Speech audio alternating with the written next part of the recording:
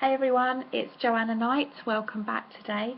Today we're going to be talking about self-esteem and how to pick up your self-esteem and how to forgive yourself for past mistakes.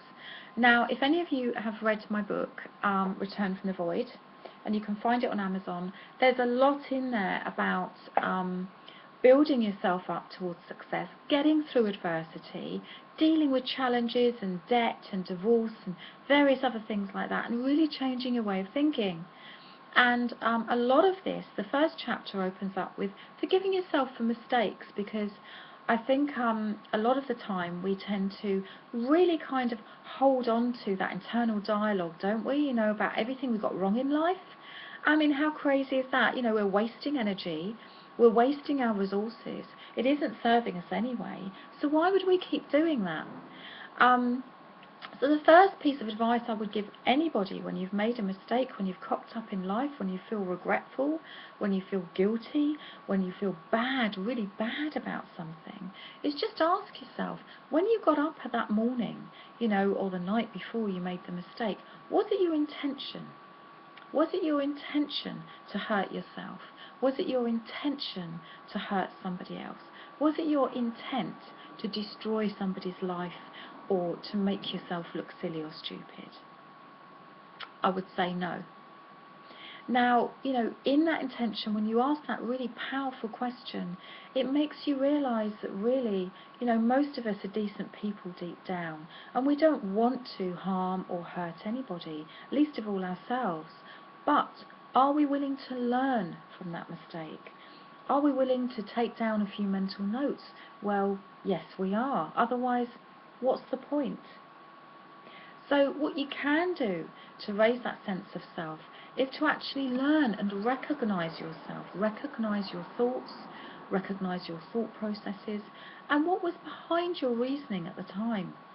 Now, most of the time, for most of my clients that come into my clinic, I'm a clinical hypnotherapist, by the way, is there's a sense of guilt, or there's a background conditioning from that person where they've learnt some negative conditioning, some negative thought patterns and belief systems that are blocking them and getting in their way.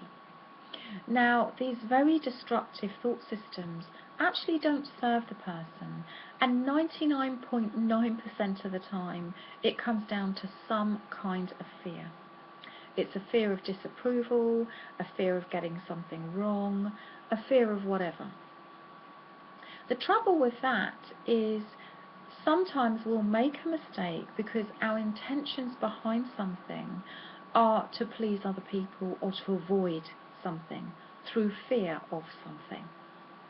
So again, ask yourself those kinds of questions. You know, what kind of emotions do you go through some of the time? Are they negative emotions? Is there negative self-talk? Oh, I better not do that because, you know, I'll get into trouble, so I'll do this.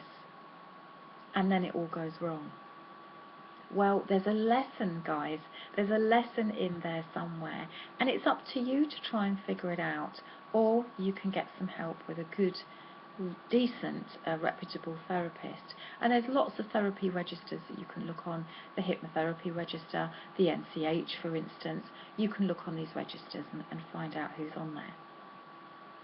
So part of this self-esteem is about getting to know yourself. It's mindfulness, self-awareness, and a realization of, you know, these internal dialogues that you get, this negative thinking that you get sometimes.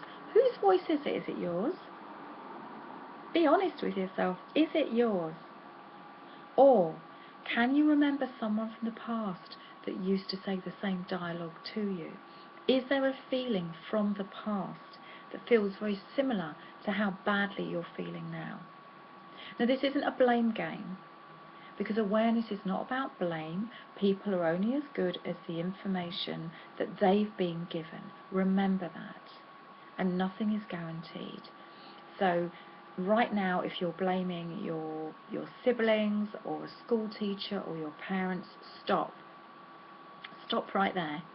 They are only as good as the information and the conditioning that they've been given. And remember, they're only human. We all carry fears. We all carry concerns, even if we mask them really, really well. So for today, I just want you to take a deep breath in and just feel a sense of release. Feel a sense of release in that realization. Ask yourself, was it your intent to make any kind of mistake? Do you feel sorry? Have you learned the lesson? Are you willing to work on your own fears and release them? That's all for today. Okay, have a fabulous day, and until next time, I'll speak to you then.